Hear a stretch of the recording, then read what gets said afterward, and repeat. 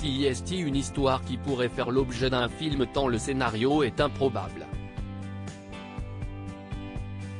Le 4 novembre 2021, la joueuse du Paris Saint-Germain Keira Amraoui est violemment agressée près de son domicile de Chatou, Yvelines, par deux hommes cagoulés.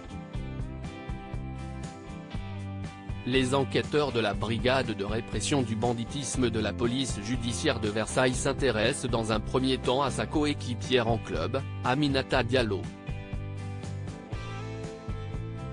Finalement relâchée, les policiers la mettent sur écoute et plusieurs mois plus tard, la jeune femme de 27 ans se trouve de nouveau dans le viseur de la justice.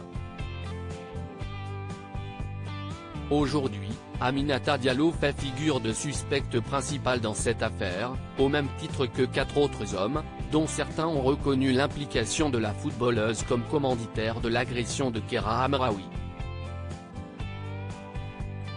Cette dernière s'est depuis exprimée dans les médias, racontant son désarroi face à une situation terrible pour elle, mais jusqu'ici sa coéquipière se murait dans son silence.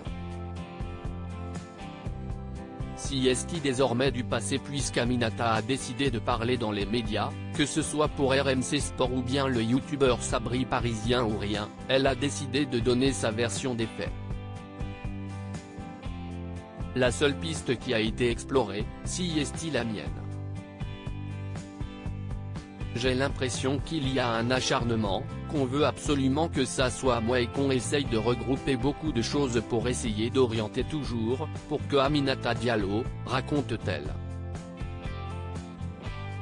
Il y a beaucoup de choses qui ont été modifiées. On a enlevé des mots, rajouté des mots pour l'heure, rien ne relie matériellement Aminata Diallo aux auteurs des faits, qui ont reconnu avoir agressé Keira Amraoui.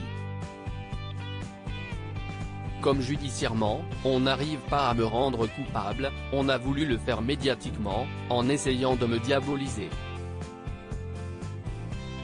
Il y a beaucoup de choses qui ont été modifiées.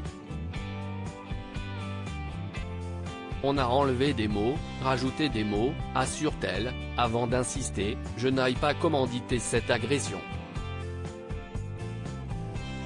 Aminata Diallo a donc décidé de sortir de son silence pour raconter sa version des faits et elle tente aujourd'hui de convaincre l'opinion publique qu'elle n'a rien à voir dans cette affaire.